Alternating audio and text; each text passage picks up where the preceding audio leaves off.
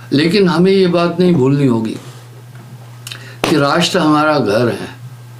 उसके उत्थान के लिए हम सब मिलजुल कर समझौता करें और रहें, तभी राष्ट्र का उत्थान हो सकता है। सत्य कहेंगे, सत्य लिखेंगे, सत्य चलेंगे। नमस्कार। 76वें स्वतंत्रता दिवस के अवसर पर साहेबंदगी की समस्त संगत और मेरी ओर से समस्त देशवासियों को शुभकामनाएं। यूं तो ये 76वां गणतंत्र दिवस है, लेकिन ये 75वीं वर्षगांठ है, क्योंकि पहला स्वतंत्रता दिवस तो 15 अगस्त 1947 को था। 47, 48, 49, 50, 4 और 50, 54 और 22, 56, लेकिन वर्षगांठ ये 75वीं है। 75 साल हुए हैं, इसलिए ये डायमंड जुबली भी है स्वतंत्रता दिवस की। इस स्वतंत्रता दिवस का एक बहुत बड़ा महात्म भी है। राष्ट्र हमारा घर है, इसलिए घर में भी तो कुछ सदस्य हैं जिनकी विचारधाराएं भिन्न भिन्न है, लेकिन हम सब एकजुट रहते हैं। हम सब ये सोचते हैं ये हमारे परिवार का सदस्य है। विचारधाराएं भिन्न होने के बावजूद भी हम एक दूसरे से सामंजस्य बिठाकर जीते हैं। संभव है यहाँ विविध जाति, धर्म और मान्यताएं और ट्राइबल कस्टम को फॉलो करते हैं लोग, ये अलग बात है। और यह राष्ट्र इसके लिए स्वतंत्रता भी देता है, लेकिन हमें ये बात नहीं भूलनी होगी कि राष्ट्र हमारा घर है। उसके उत्थान के लिए हम सब मिलजुल कर समझौता करें और रहें, तभी राष्ट्र का उत्थान हो सकता है। रामायण में एक चौपाई है, जहाँ सुमति तहाँ संपत्ति नाना, जहाँ कुमति तहाँ विपत निदाना। जिस घर में कलह होगी वहाँ सुरक्षा नहीं होगी। हमें सावधान होना है। कुछ लोग अपनी महत्वाकांक्षाओं के लिए, धार्मिक महत्वाकांक्षाओं के लिए, राजनीतिक महत्वाकांक्षाओं के लिए एक सौहार्द का वातावरण बिगाड़ रहे हैं। इसलिए सबसे ये प्रार्थना है कि हमें इन सब चीज़ों को समझना होगा। यदि हम आपस में लड़ते रहेंगे, राष्ट्र कमज़ोर हो जाएगा, बेहद कमज़ोर हो जाएगा। पशु पक्षी, कीट पतंग, जीव जंतु भी तो समझौता कर लेते हैं ना, और वो साथ रहते हैं। मैंने एक उदाहरण दिया, हमारे साम के पेड़ के नीचे गिटारी भी हैं, कौवे भी रहते हैं, और कोयल भी हैं, उल्लू भी रहता है, और पक्षी भी हैं। उन सब ने समझौता कर लिया। जंगल में आप देखते हैं जीव जंतु रहते हैं, समझौता कर लेते हैं। हम सब तो मनुष्य हैं, हमारे लिए इसकी समस्या नहीं आनी चाहिए। अगर हम आपस में लड़ते रहे तो हमारे देश का विकास रुक जाएगा।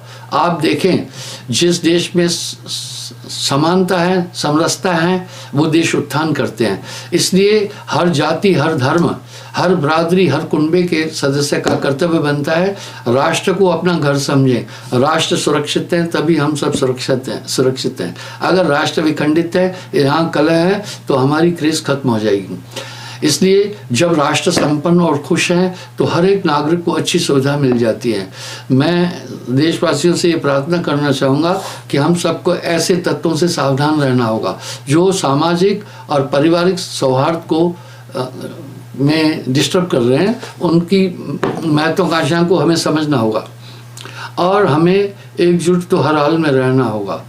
इसके अलावा कोई चारा नहीं है। यहाँ विविध धर्म पल्लित हैं भारत में, और सभी को यहाँ समान अधिकार, समान जीने की छूट भी है।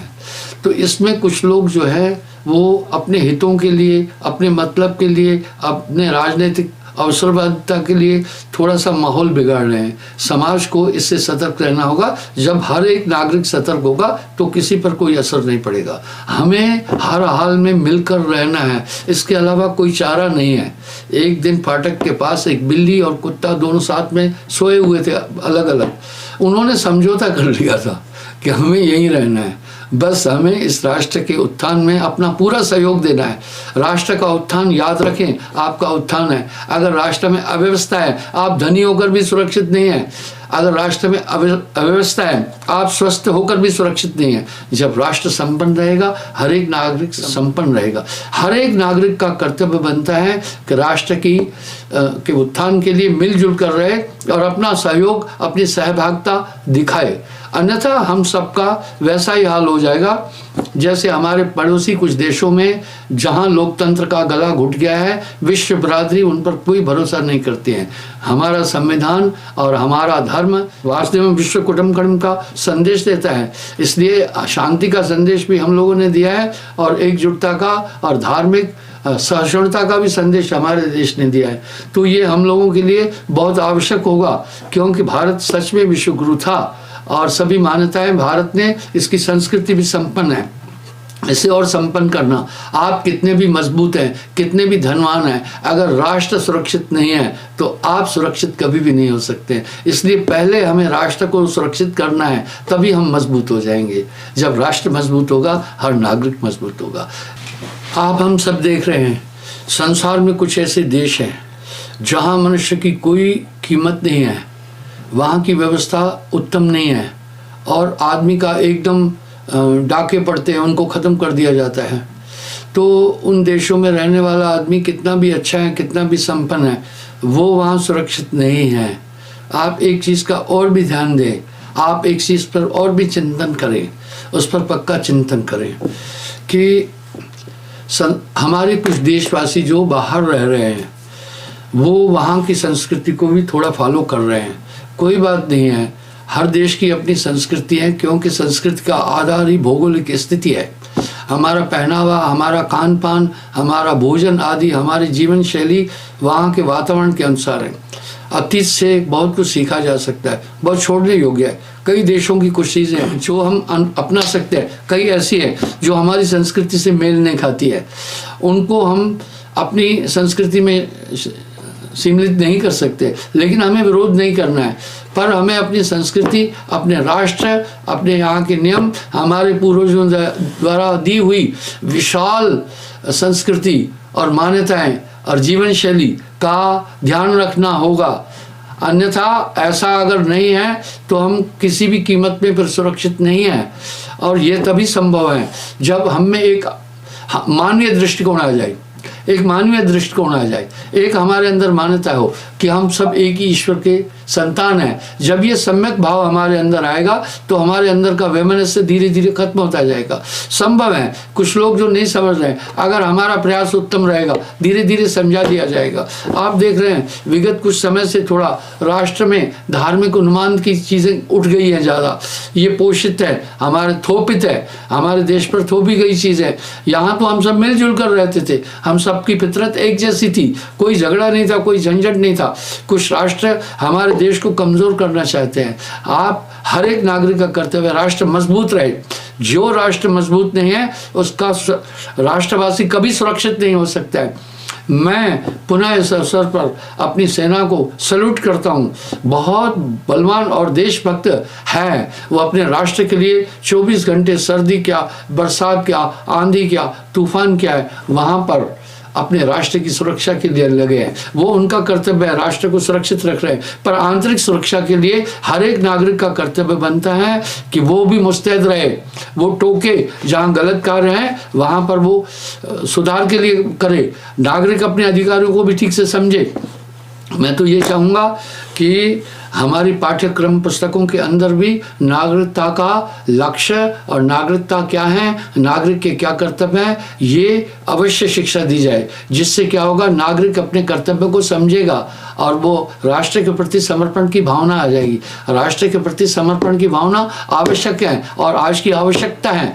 अगर ये समर्पण की भावना राष्ट्र में न आई, हम विखंडित हो जाएंगे। बड़ी मुश्किल से हमने स्वतंत्रता प्राप्त की है और जब आप देखें जिस समय हम पराधीन थे तो हमें कोई सुरक्षा ही नहीं थी, सभी चीज़ें थोपी जा रही थी। अब हम स्वतंत्र हैं, कोई भी देखिए, और स्वतंत्रता के 4 स्तंभ हैं, उन चारों को भी मजबूत होना होगा। पहला विधायिका, कार्यपालिका, न्यायपालिका और प्रेस। इन चारों को भी सहिष्णु होना होगा और सतर्क होना होगा, तब लोकतंत्र मजबूत हो पाएगा। अन्यथा लोकतंत्र कमजोर हो गया, हर आदमी कमजोर हो जाएगा। लोकतंत्र की मजबूती का मतलब है कि हर एक व्यक्ति सशक्त हो, हर एक व्यक्ति स्वतंत्र हो, शिक्षण दृष्टि से, व्यावसायिक दृष्टि से और अपनी राय रखने की दृष्टि से वो स्वतंत्र हो। इसको डैमेज नहीं होने दिया जाए, किसी भी कीमत में नहीं होने दिया जाए। और ये सौहार्द, धार्मिक सौहार्द और भाव हमें अवश्य रखना ही होगा, अन्यथा हम बहुत कमज़ोर हो जाएंगे। मैं पुनः आप सबसे ये प्रार्थना करूँगा कि इस विषय में हम सब गंभीरता से चिंतन करें, ये आवश्यक है, आज की बहुत बड़ी आवश्यकता है। हम आपस में नहीं लड़ें, हम आपस में खून खराबा नहीं करें। ये कुछ दिनों से बहुत ज़्यादा बढ़ गया है, कुछ समय से। ये तो थोपित चीज़ें हैं, हमारे यहाँ सभी धर्म फलित हो रहे हैं, पल्लित हो रहे हैं, सब मिलजुल कर रहते थे। ये माहौल कुछ लोगों ने अपनी, कुछ पड़ोसियों ने, कुछ इधर उधर के लोगों ने अपने हितों के लिए बिगाड़ा, राष्ट्र को कमज़ोर करना चाहा। राष्ट्र कमज़ोर होने का मतलब है हर व्यक्ति कमज़ोर हो जाएगा। पुनः मैं इस स्वतंत्रता दिवस पर विशेष है ये आप सबको शुभकामनाएं देता हूँ और आकांक्षा करता हूँ कि हम सब राष्ट्र के निर्माण में अपनी सहभागिता सच्चे हृदय से निभाएंगे। भारत माता की जय।